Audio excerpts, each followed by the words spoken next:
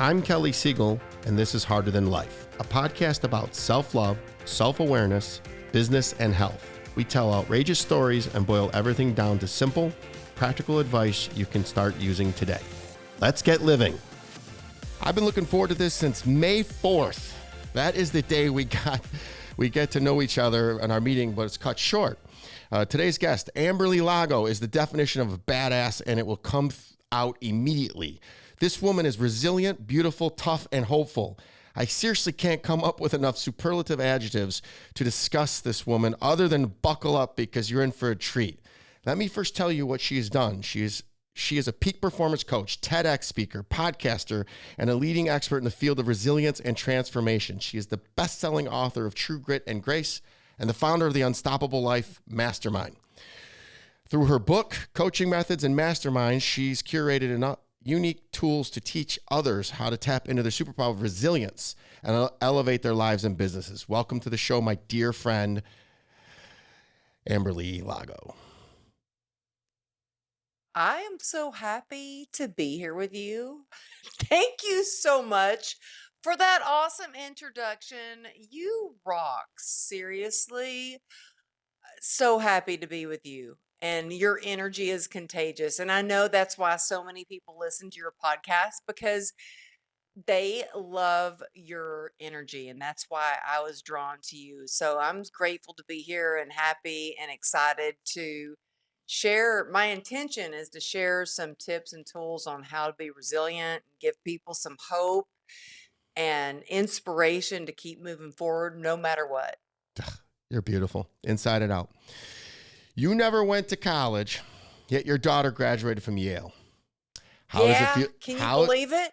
Yep. How does Can it you feel believe it? We're going to talk deep into it. How does it feel to be the one that broke the chains of abuse? Yeah, it's a lot. It was a lot. There is a lot of I think deep core things that come from especially from being abused sexually by my stepfather. And then going from that to being an abusive marriage, my first marriage.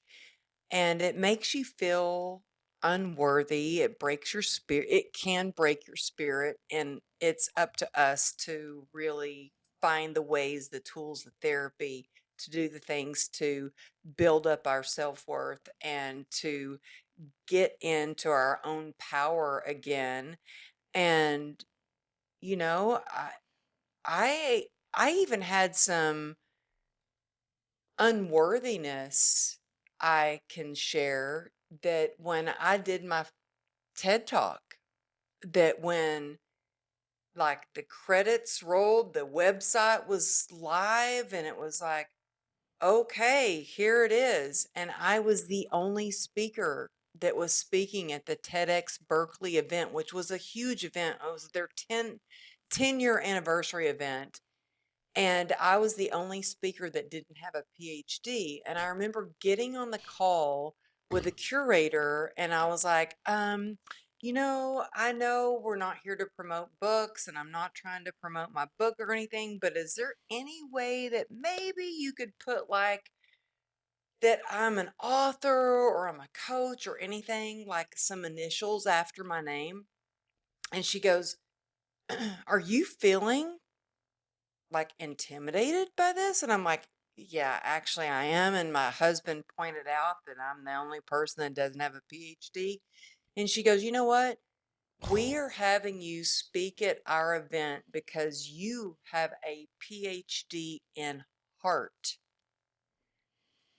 And that's why we want you on our stage. And that changed everything for me. It really shifted my perspective of, you know, we don't always have like college credentials or a PhD, but we have our own life experience as do you. And that's why so many people are drawn to you and they love to listen to your show is because you have this experience. And so that really changed everything for me and allowed me to go, okay, well, I don't have college credentials and I don't have a PhD, but I do have some heart and I will be willing to pour into anybody with all of my heart that I can.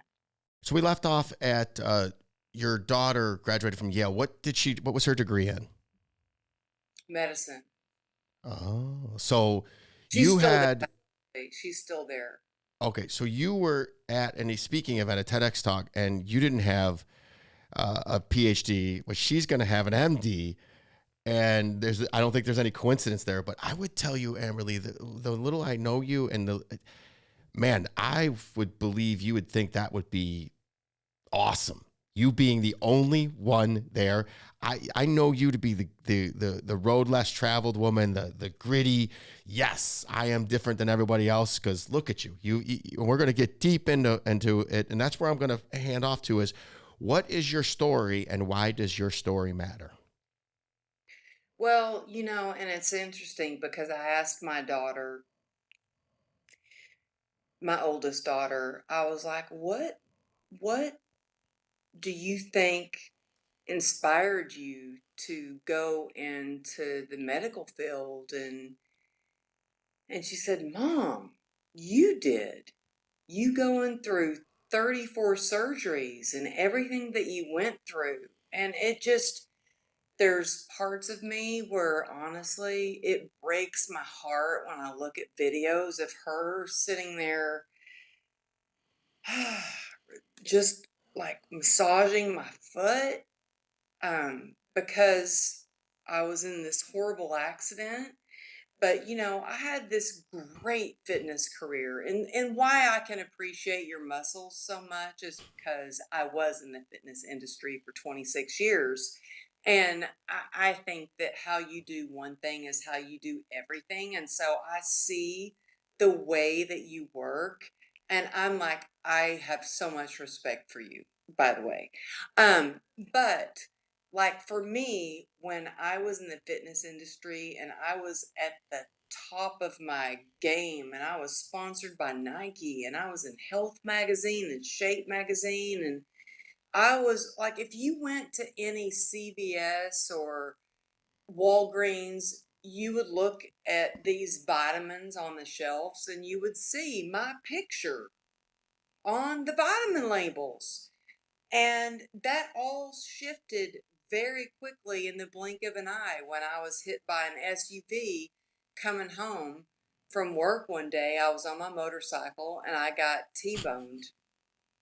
And I'm laughing because your motorcycle. Just of course, it could have been an invisible jet, but it was a motorcycle because you're such a badass. Yeah, well, I've always been kind of a tomboy and grew up on dirt bikes. This was my second Harley, and I loved riding motorcycles. In fact, it's so funny when I first met my husband, we've been together for like 18 years now. Our first date, he was like, so I ride a motorcycle. And I'm like, oh, really? I do too. And he goes, really? Well, show me your Class M1 motorcycle license. And I'm like, okay, well, here you go. Here's my Class M1. And he's like, well, I have a gun. And I'm like, I do too. I'm from Texas. And he's like, and I swear that was when he was like, I'm marrying this chick because she rides a motorcycle and she's got a gun. And so I'm sorry, you may have lost a lot of followers right now of this podcast that I said those words right now. But that's the truth. That's me. Hold on a second. Are you kidding me? I have two Harleys and I got tons of guns. So no, Okay. you fit right in, girl. Come on. Okay, good. Okay, good. See, I knew we were kindred spirits. I can't wait to hug you. I feel your energy through the computer. I love you. We're gonna have a blast together. I'm gonna give you a little bit of a nudge because you were being very humble. You've been sexually abused, raised by alcoholics, have had those 34 surgeries, been hit by an SUV, you've been jumped by a homeless person, but yet you are smiling and helping others. Where does this grit come from? Mm. Yeah, it has been a bit of a shit show. Can I say shit show on your show? Yes, you can. But hold on a second. I do 26 years in the fitness industry. You don't even look 26 years old, and I'm not buttering you up. And then 18 years married. You're doing Hey, something this is right. my So third marriage too. Third marriage. three times a charm. 3 times is the charm for sure. You are So so go back to the grit. You got to share your hack, your cheat code with the world. How? You know what? I think that what it boils down to is, you know what, when we're going through hard situations, there's so often, so many times when we're like, why is this happening to me? Instead of how is this happening for me? And I say that, and I know probably a lot of your listeners have heard that exact terminology a lot of times, but I knew at a very young age, especially when I was sexually abused. And I remember when I finally got the courage to ask for help and I didn't get help.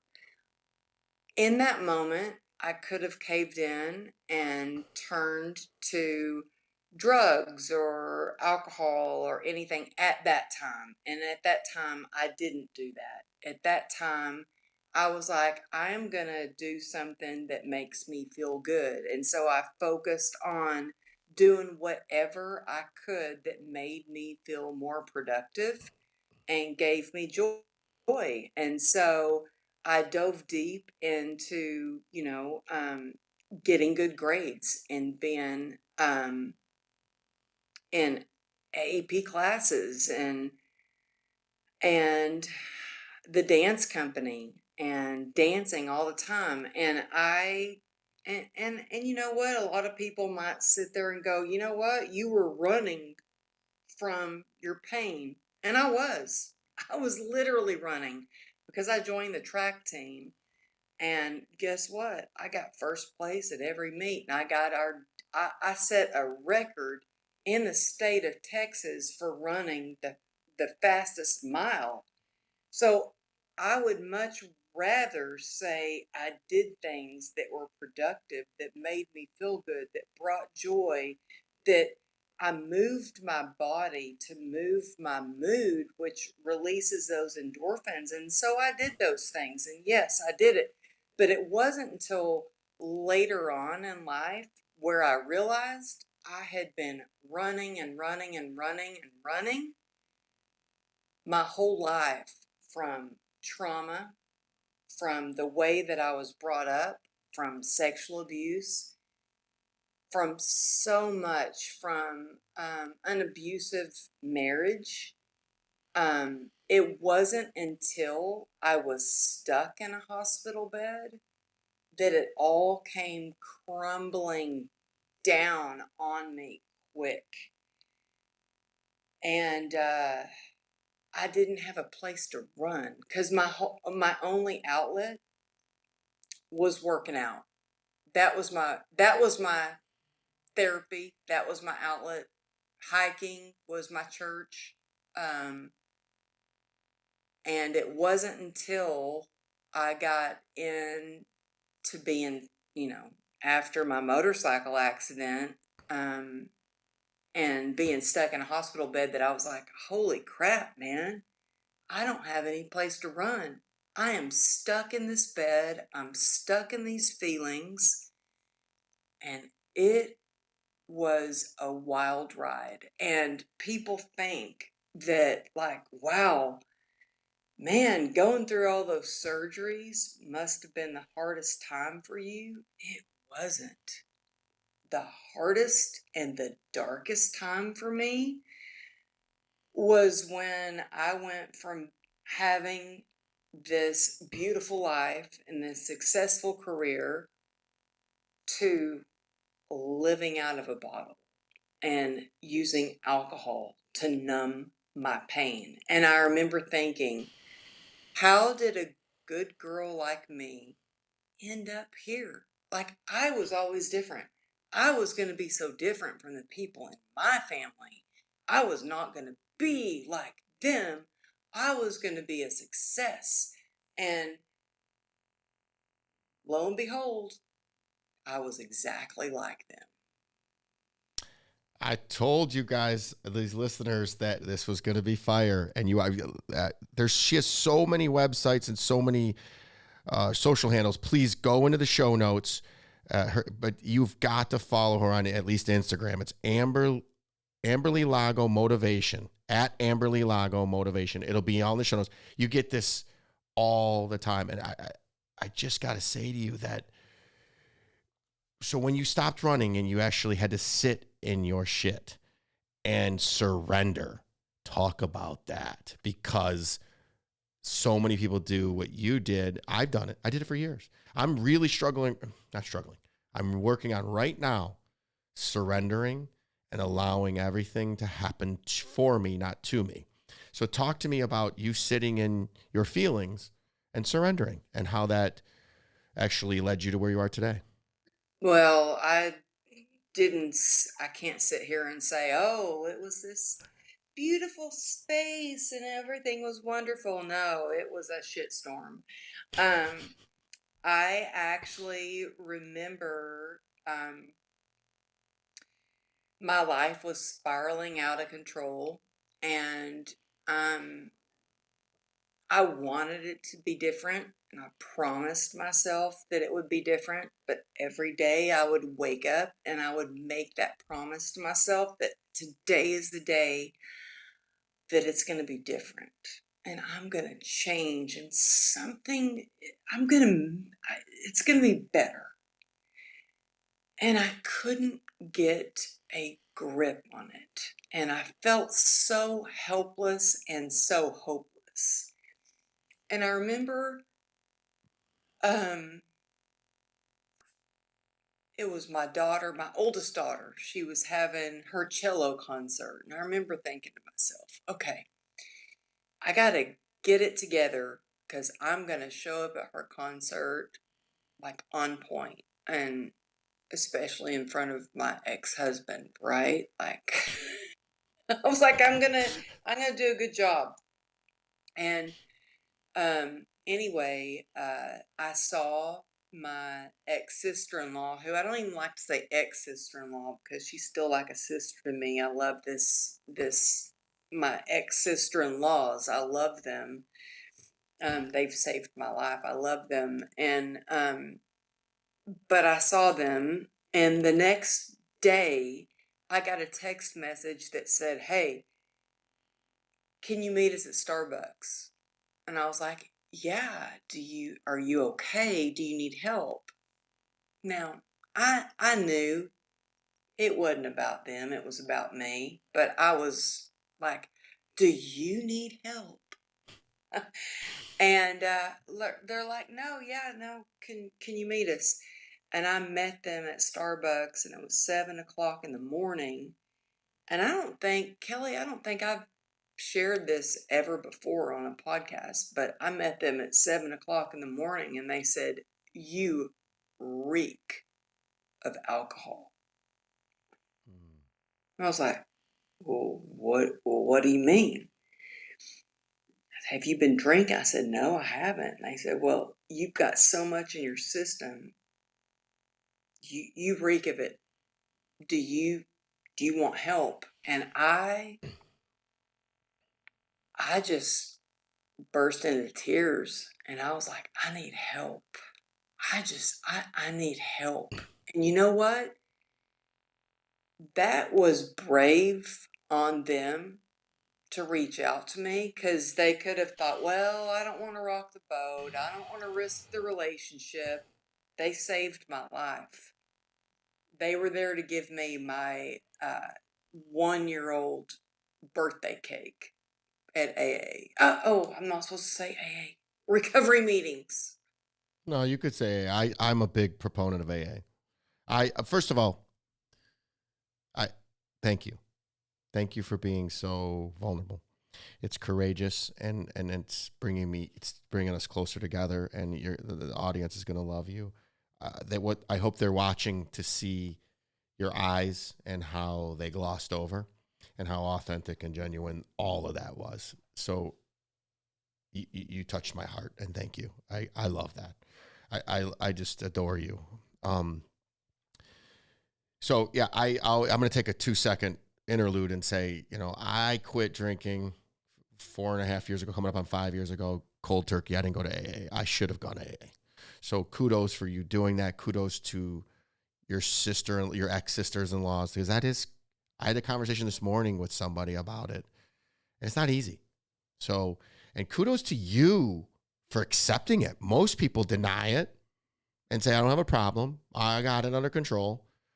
But you surrendered and went, and now look at you. Which we're going to talk about when you're in AA or after you've done through it. Your daily routine and rituals and habits are what keep you going. Talk about what your daily routine looks like to keep you on this winning path. Well, I think it's really important to talk about that. Thank you, because I think it's really important to talk about that if you're an entrepreneur, if you're anybody who is like type A go-getter, like let's go all in. I got myself into trouble because I did not really focus on my non-negotiables, the things that I knew that I needed to do to stay productive and stay sustainable, and so I think it's really important to focus on, okay, get to know what your values are, what your non-negotiables are. And so for me, I know for me, like, I know, like, it is a non-negotiable that I have got to work out. Like, moving moves your mood. And I know that without being able to work out, I'm going to be depressed. And I went to a therapist years ago. It was after I had a cesarean, and I was a mental case, and my husband was like, "You've got to go to a therapist or like get out because you're a crazy person." And I was a crazy person. And I went to the therapist, and I was like, "You know what? I know that when I can just move my body again, that I will feel better." And she goes, "You know what? If you depend on having to move your body to feel better, then you need to be on antidepressants." And I was like, okay, you are not the therapist for me. I never went back to her again. And I was like, no. Did you see my eye roll?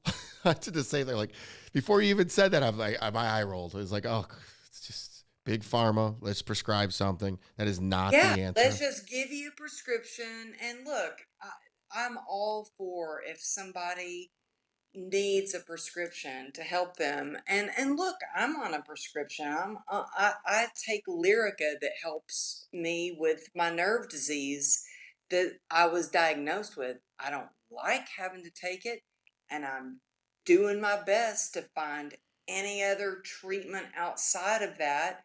I'm even doing stem cell treatment soon to see if I can get off of pharmaceuticals. But I Where are understand you why. doing that at, by the way? Don't give the name, but what state? Costa Rica. Okay, you're going to go to Costa Rica. That's what I figured. Okay, Yeah. I'll follow up with you. I want to know how that works. I got some friends that are asking about it. The funny thing about me is since I quit drinking, everything feels better on my body. So I don't have any of the inflammation. I don't have anything hurting. It's So crazy, right? it's a cheat code, man. And I got to ask you. So you 26 years in the fitness industry. You were drinking then, though, right? No, no, no. Oh, I really? uh-uh. No, I was occasionally, I mean, I'm not gonna say I was sober. I was not sober, but I didn't know I had a problem. I would drink occasionally for a party or something like that, but no, no, no, no. I did not get into trouble with alcohol until it was my pain reliever after my accident. And so that's why there was a lot of shame around it too, because I knew, I knew it wasn't healthy. And I'm married to a lieutenant commander with a highway patrol. So I knew that it was not going to fly with him either. You know what I mean? And so to be able to hide it from everyone, including my husband being a cop, well, that took some skill right there. I just want to reiterate to the listeners that alcohol didn't solve anything, correct? It made it worse. There you go. You talked about one non-negotiable, and that was my next question. So let's go more into your deeper into your non-negotiables, and then go back to your daily routine, because we really didn't. You went into just Okay. to Yeah, remind you sorry. what you said is that I just got to move my body, which obviously you can tell Yeah. that resonates with me. I used to, as long as I went to work and went to the gym, that used to rationalize my drinking. Just so you know. So that was, if I went to work and I worked out, it's like, oh, I don't have a drinking problem. I don't really think I don't know. It's not about me. Tell me about you and your non-negotiables and your daily routine. Okay, well, my non-negotiables are I have to have time in the morning to myself. In fact, I just got back from an event where I don't usually share a hotel room, but I had another speaker was like, "Hey, let's share a hotel room." And I'm like, "Okay." And she was like, "Well, what time are you waking up?" And I'm like, 5 a.m. And she's go, "Oh, no, no, no, no. You need to push that back to 6:30." And I was like, "No, my non-negotiable is I wake up in the morning. I have my gratitude practice. I have time for prayer, my spiritual reading, my workout, my setting my intention, and that's how I start my day." I was like, "Look, I'll be real quiet when I wake up and I will leave the lights off, but that these are my non-negotiables." Well, hold on. I got a non-negotiable for you that I have. I don't share hotel rooms. We're not 12. Yeah, you know what? I don't usually do that, but Yeah, don't do that anymore. she's a really good friend of mine, and Everybody's really good love. friends of yours. I see every woman I talk to in the personal development space. You know Amberly? Yes. Steven Scoggins was just here this week. He's like, tell her I said hi, love her. Everybody loves you, including Oh, me. oh, well, I love you, and Steven is awesome. He's my I always say that he's Mr. Unstoppable. He's my brother from another mother. I love him so much, and we have become closer and closer and closer. And he's teaching me all about God. And I can walk to his place. I said I'm God curious, and it just he Oh keeps my just gosh, keep watching. really? Yeah, I'm Jewish, but I'm just fascinated by the universe and the vibrations and energy and people. And just as I've dug more, Wow. things are just coming into alignment with for me. Oh my goodness. Wow. I am so happy to hear this. Like, yeah, I would not have any of this, anything. I would not be able to do what I'm doing without my connection to God. I mean, seriously. And I will just tell you that there have been times where, I've been invited to speak on some huge stages, which is crazy and exciting, and I'm so grateful for. But there have been times where I've been like, oh my gosh, I've literally been in my office going, God, I don't know, like conversations. I'm not the best eloquently prayer person that says, I have some prayer warriors on my team. Like I've got a prayer warrior in my mastermind, and she actually sends me these beautifully eloquently presented prayers. I'm not one of these people who prayers real pretty. I talk to God. And so I was talking to God, and I said, God, I don't know if I'm meant for this. Like I get scared. I get really anxious. I don't know if I can continue on this road of speaking at these events because I'm intimidated. I don't know if I'm worthy. I just don't know if this is for me. Are you sure this is the path you want me to go on? And I am not kidding you. The next message on my phone lights up my friend Ryan Stewman, not just he goes to my church, not just his number, his whole face lights up on the screen.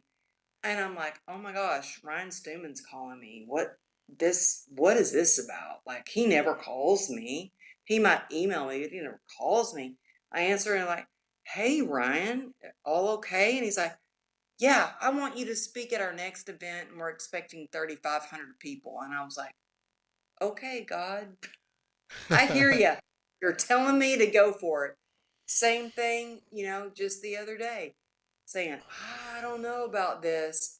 The next email I opened up was from an event planner saying, hey, we would love to have you come speak at our event. We're expecting 5,000 people. Can you come speak at our event? And I'm like, okay. So, yeah, God is good, and having that connection with God is what keeps me going. I, I find it bananas that you've been on the Today Show, The Doctors, Hallmark, featured in Shape, Fit Magazine, Yahoo, Forbes, USA Today, LA. The list goes on and on. You're a highly sought out keynote speaker, and you have imposter syndrome once in a while, and you feel like you're not worthy. I got to tell you right now that the woman I see and I know, and I'll thank you for being vulnerable, because everybody can resonate with that, but you got to keep going. I turn on, if I am ever down, I just flip on Instagram and I find one of your keynotes and I want to run through the freaking wall. So you keep going, girl. If you ever need a pep talk, you just call me, because if you stop, I'm coming there to kick your butt. Flat out. Well, thank you. You know what? I think that, I think it's important to stay humble and hungry. And I am always forever grateful for everything that has been given to me along the way. I've worked my ass off for sure, but I don't think that confidence is always a given. I think it's something that can be knocked right out of us, and I think that it's important, just like resilience. I think it's important for us to do things to build our confidence, to do things to build our resilience before we actually need it. And I think that it's important to surround ourselves with people like you who are like, yeah, I'm going to remind you to go after it. And of course, and you know what? I remember when I was going to give my TEDx talk, being so intimidated. And one of my clients actually said to me, she's like, Amberly, you made it through 34 surgeries. I think you can get up on that stage and talk. And I was like, yeah, you're right. So I think it's important to remember, like, sometimes, like, what's the hardest thing you've overcome? And remember that for whatever that next thing is that you're trying to overcome, because that'll help you get through that moment. We're all batting 1,000 from all of our adversities. So, adversity's here, it just left, or it's coming. So just get comfortable with it. Which is going to go to our next question: is if you could give an 18-year-old one specific piece of advice, what would it be? I would say, hands down, listen to your gut. Not love yourself. Listen to your gut. Oh, no, listen to your gut, because you know what? Your head will tell you something, your heart will tell you something, but your gut never lies. And for a long time, I was taught, like, especially when I was being sexually abused, and I knew that wasn't right. And my stepdad telling me, no, this is right. And this is how dads teach their daughters. And I was like, no, this is not right. My gut knew. My gut knew. And I learned, oh, well, maybe my gut's off. Maybe I'm wrong. Guess what? Your gut is never wrong. Your gut is your inner compass, and it will allow you to make the best decisions upon everything in your life. The decisions you're making on business deals, on relationships, on everything you're doing. And I know that you feel this. Like I felt this immediately with you. I was like, my gut tells me I need to connect with him and I need to do things with him because I like him. And my gut is telling me there is so much potential for us to do amazing things together. No, that was great, and I want to say thank you to everything you said, but and I'm also gonna I have a 14-year-old daughter, and I want to I don't want to brush over the fact that what happened with your stepfather, and I want to thank you again for being courageous and being vulnerable because somebody else is out there. It's going to help somebody. So thank you, and I am appalled that there are people like that out there, and I hope he went to jail. And I'm not going to dig. Oh, perfect timing. Oh, there's frickin' God's work. What reaction do people have when you walk into a room? What reaction do people have when I walk into a room? It's interesting because it depends on the room and it depends on how I'm dressed. Because I have walked into a room of well-to-do Beverly Hills like clients, and they have looked at me up and down like, oh, well, who does she think she is? And then immediately after I start sharing my story, and they realize, oh, dang, like she's been through it, then the tears break out and they feel immediately connected because I share my vulnerability. Um, but immediately when I walk into a room, I want people to feel good. I want people to feel connected. And I think that that's what we all really want is we want to feel seen, heard, and understood. And I think that I'm not good at a lot of things, but I am good at understanding people and connecting people. And so I think that that's what I want the most is for when people to meet me that they know that I'm just like you. You're just like me. We're all in this together. The reason you're so resilient is because of the vulnerability. Vulnerability creates resilience because it takes so much courage to share the vulnerability. So I love that about you, and keep doing it because that's what I think we resonate. Because I have no shame in anything I do. I'm going to tell you everything vulnerable, and if you use it against me, then you're not my people. I'm completely fine with that. So keep. I mean, who am I to tell you what to do? What to do? You're just killing it, and you're amazing, and I love it. So, if you had all the money you needed in life but had to work, what would you be doing? Exactly what I'm doing right now. Kudos to you, my man.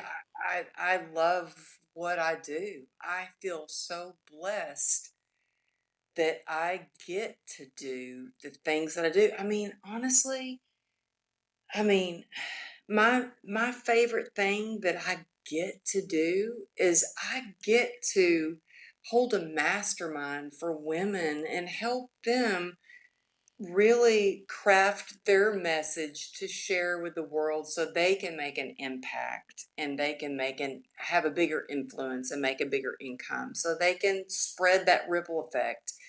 But I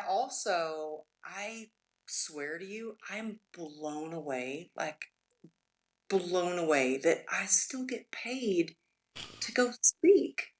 Like I I just did a speaking my speaking career has I'm blessed and I want to pinch myself and I'm like, knock on wood and all the things, because I'm like, oh my gosh, I get to do this. But like, I just did a speaking event in Dallas last week where I was like, oh my gosh, I used to fly myself across the country on my own dime and have to try to come up with funds to get my hotel room and figure out, you know, what I was going to say, and now I'm getting paid to go and speak? Like what? I I I love the just hu- got off the I I love just the got off. humility. Oh, I just been told that there's another that there's somebody behind us on this in the studio, so we're gonna blaze through a couple of these, and we're gonna have to have you back in person somewhere. We'll be at an event, and we're gonna shoot a live one together because you're just fire. There's so much to you, and I want to skip to a couple things that really came out. And if I ask anything that's inappropriate or that is too painful, please just just tell me no. You were originally from Texas, moved to California, but left because it was too dangerous. Your brother is currently on death row in Texas. Would you mind mhm. sharing us the as much of the backstory that is pertinent to being resilient?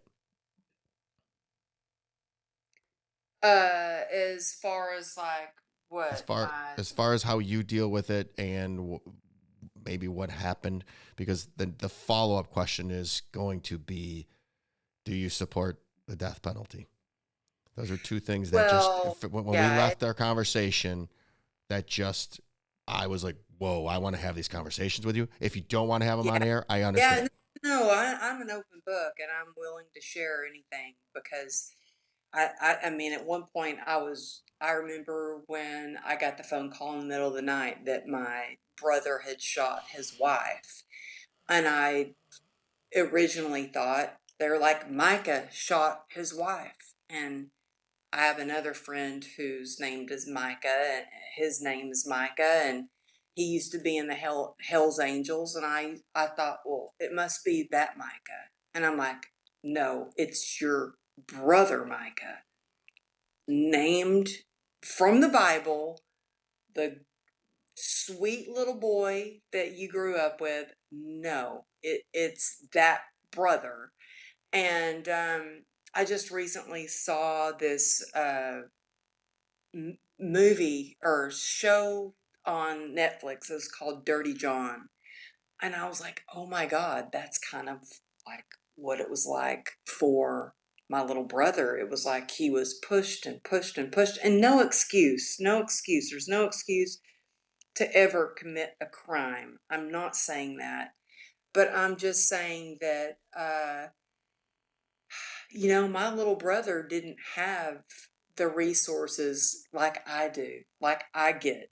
Like, my resource, my outlet was athleticism, was dance. I did things that made me happy. He didn't have that. Then, when I did get an addiction, I reached out for help and I was like, okay, well, I'm going to a 12-step recovery. He didn't get that. There are so many people that don't get to have a life because they don't get the help that they need. And so, if anybody is listening and you know somebody that's struggling or you're struggling yourself, the one thing that I would say take away from our whole time together is ask for help. Please ask for help. You do not have to do it alone. You don't have to do it alone. And whether you're asking for help for, even for me, reach out to me if you want to reach out for help, whatever I can do to help. Let's take that a step further because of your story, and let's say offer help as well. Offer help because your sister-in-laws offered help. So ask for help and offer help. Hmm. Um, I want to just preface this because I adore you so much. I have mad respect for you. So there was a lot of drugs and alcohol addiction involved in this. This wasn't a premeditated anything. This was just a case. And I'm not trying to say, I'm not trying to make any reason for any kind of killing death, anything. I'm just trying to show that what Amberly deals with in her life and still goes on stage and spreads positivity. So we're going to leave that at that. And I'm going to lighten the mood a little bit and just ask you, if you could create one law in the universe, what would it be and why? One law in the universe, I would say, just be kind. You know, goes a long way.